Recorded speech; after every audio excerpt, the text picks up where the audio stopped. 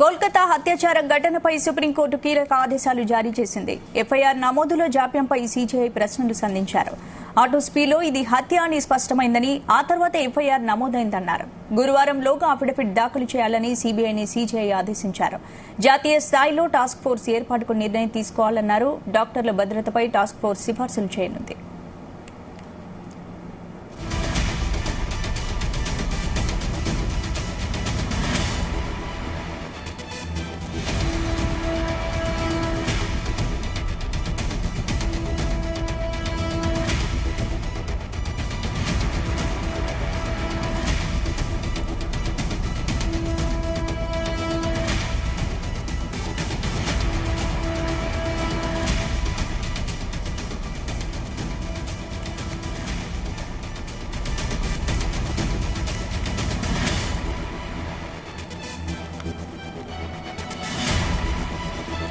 కోల్కతా అత్యాచార ఘటనపై సుప్రీంకోర్టు కీలక ఆదేశాలు జారీ చేసింది. ఎఫ్ఐఆర్ నమోదులో జాప్యంపై సీజీఐ ప్రశ్నలు సంధించారు. ఆటోస్పీలో ఇది హత్య అని స్పష్టమైందని, ఆ తర్వాత ఎఫ్ఐఆర్ నమోదైందన్నారు. గురువారంలోగా అఫిడవిట్ దాఖలు చేయాలని సీబీఐని సీజీఐ ఆదేశించారు. ఇక జాతీయ స్థాయిలో టాస్క్ ఫోర్స్ ఏర్పాటుకు నిర్ణయం తీసుకోవాలన్నారు. డాక్టర్ల భద్రతపై టాస్క్ ఫోర్స్ సిఫార్సులు చేయనుంది.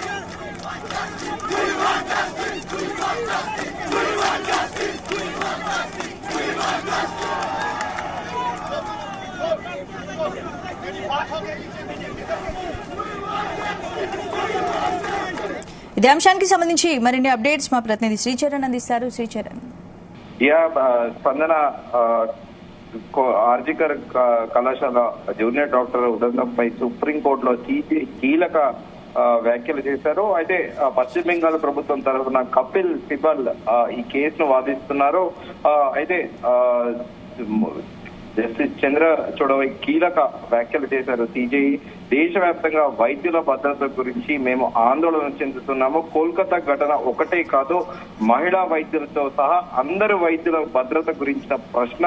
కాబట్టి మేము దీనిని డైరెక్ట్ అంటే పర్సనల్ గా ఇన్వాల్వ్ అయ్యి కూడా సుప్రీంకోర్టు దీంట్లో ఇన్వాల్వ్ అయ్యి పరిగణలో తీసుకోవాలని నిర్ణయం తీసుకున్నాము. అయితే బేసిక్ గా దీనికి ఒక ప్రామాణిక ప్రోటోకాల్ ఆయన వివరించారు. అయితే ఎట్ ది సేమ్ టైం ఆ సదరు బాధితురాలు ఎవరైతే ఉన్నారో ఆ మహిళా డాక్టర్ గుర్తింపు ఫోటో పబ్లిక్ గా మారడంపై కూడా పబ్లిక్ లో అంటే సోషల్ మీడియా అలాగే మీడియాలో కూడా ప్రచారం కూడా సీజీఐ ఆందోళన వ్యక్తం చేశారు. అయితే సీజీఐ నిర్ణయాల ప్రకారము అత్యాచార బాధితురాలి గుర్తింపును అనేది బహిరంగ పరచకూడదు as per supreme court guidelines అన్నట్టు కూడా సీజీఐ వ్యాఖ్యానించారు. అయితే దీంతో పాటు పలు కీలక వ్యాఖ్యలు చేశారు సీజీఐ.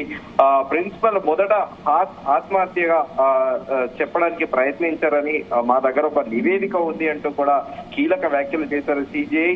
మృతదేహాన్ని చూసేందుకు కుటుంబ సభ్యులను ఎందుకు అనుమతించలేదంటూ కూడా ఆయన ప్రశ్నించారు.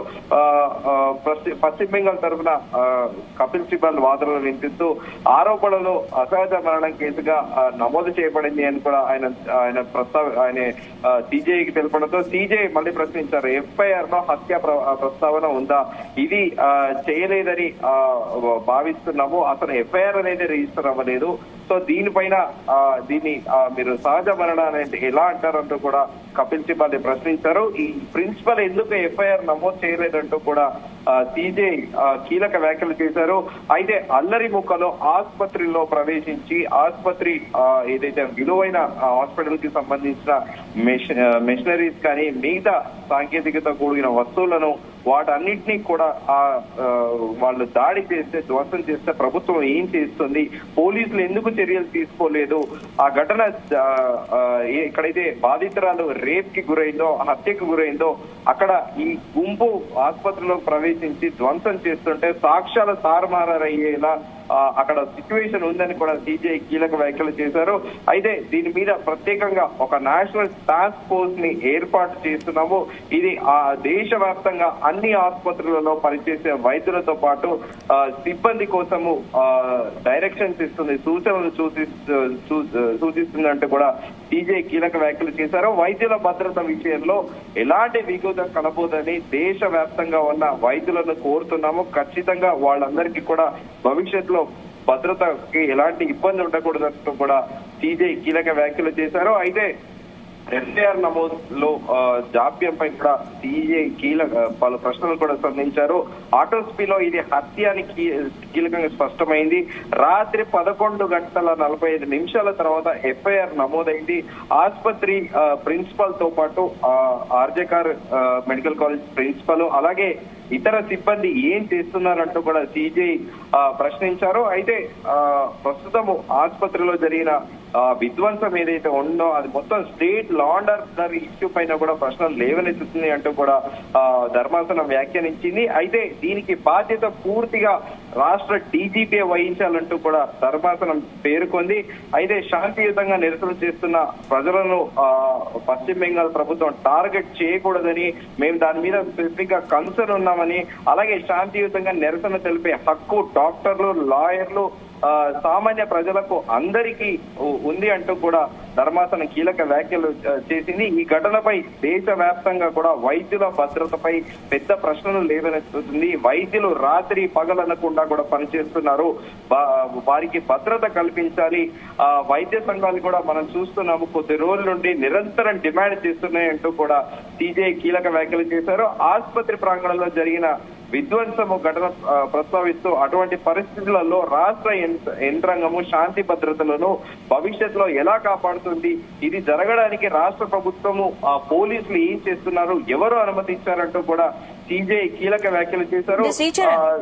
శ్రీచరణ్, ఇప్పుడు జాతీయ స్థాయిలో టాస్క్ ఫోర్స్ ఏర్పాటుకు నిర్ణయం తీసుకోవాలన్నారు కాబట్టి ఇప్పుడు ఏంటి టాస్క్ ఫోర్స్ సభ్యులుగా ఎంతమంది ఉంటారో ఎప్పటిలోగా నివేదిక సమర్పించారు? ఇక దాదాపు 14 మందిని సిజేఐ అపాయింట్ చేశారు. దీంట్లో సిజేఐ కూడా నేషనల్ టాస్క్ ఫోర్స్ లో సభ్యుడిగా ఉంటారు. ఆయనే మన తెలుగు స్టేట్స్ నుంచి డాక్టర్ నాగేశ్వర రెడ్డి కూడా దీంట్లో అపాయింట్ అయ్యారు. మొత్తము 14 మంది దీనికి టాస్క్ ఫోర్స్ లో కూడా సభ్యులుగా ఉంటారు. వాళ్ళలో వైస్ అడ్మిరల్ ఆర్టీ సరీన్, దాంతో వారితో పాటు doctor D Nageshwar Reddy, doctor M Srinivas, director of AIIMS, అలాగే డాక్టర్ ప్రతిభామూర్తి, డైరెక్టర్ నిమాన్స్ బెంగళూరు సంస్థకు చెందిన ఆమె డైరెక్టర్, అలాగే doctor Govardhan Daspuri AIIMS Jodhpur executive director గా ఉన్నారు ఆయనే. దాంతో పాటు డాక్టర్ సౌమిత్ర రావత్ గంగారాం హాస్పిటల్, అలాగే ప్రొఫెసర్ అనిత సక్సేనా, అలాగే doctor Pallavi Sapli, doctor Padma Srivastava, cabinet secretary, అలాగే కేంద్ర హోం కార్యదర్శి, కేంద్ర హోం సెక్రటరీతో పాటు ఆరోగ్య కార్యదర్శి, అలాగే చైర్మన్ నేషనల్ మెడికల్ కౌన్సిల్ వాళ్ళు కూడా ఉంటారు. President national board of examination కూడా, ఇలా 14 మంది సభ్యులతోని కూడా ఒక నేషనల్ టాస్క్ ఫోర్స్ అనేది సిజేఐ ఏర్పాటు చేసింది. 2 నెలలలో ఒక తుది నివేదిక అనేది కూడా పూర్తి స్థాయిలో విచారణ జరిపి కూడా ఒక నివేదికను కోర్టుకు సమర్పించనుంది. స్పందన, ఇంకో విషయం శ్రీచరణ్, ఇప్పుడు ఆసుపత్రిలో జరిగిన విధ్వంసానికి సంబంధించి సుప్రీంకోర్టు ఎలాంటి వ్యాఖ్యలు చేస్తుంది?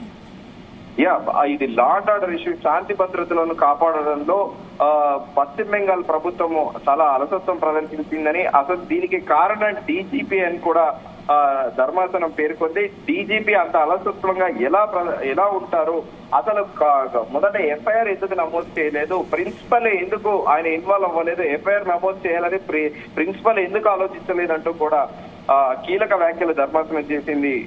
స్పందన, అత్యాచార బాధితురాలి గుర్తింపును బహిరంగపరచకూడదన్న వాదనపై సుప్రీంకోర్టు చేసిన సూచనలు ఏంటి అసలు? గతంలో ఇచ్చిన తీర్పులను ఉటంకిస్తూ కూడా గతంలో తాలూకు ఏవైతే ఉన్నాయో ఆ బాధితురాలకు సంబంధించి వాళ్ళ ఫోటోలు కానీ వాళ్ళ వివరాలు కానీ మీడియాలో కానీ సోషల్ మీడియాలో బహిరంగపరచకూడదని కూడా సిజేఐ ప్రస్తావించారు. సో ఇప్పటికే అంటే కేసు ఆల్రెడీ బిల్ ఈ రోజు కూడా స్పెసిఫిక్ గా ఒక పిటిషనర్ కూడా వేశారు. ఈ రోజే కూడా ధర్మాసనం దానిపైన కూడా డిస్కస్ చేసింది. ఏంటంటే బాధితురాలి ఫోటో కానీ ఫ్యామిలీ డీటెయిల్స్ కానీ మిగతా ఏవి కూడా బహిరంగపరచకూడదు, సోషల్ మీడియాతో పాటు మీడియాలో కూడా అని ఆ విషయంలో కూడా సిజేఐ కూడా చాలా కీలక వ్యాఖ్యలు చేశారు.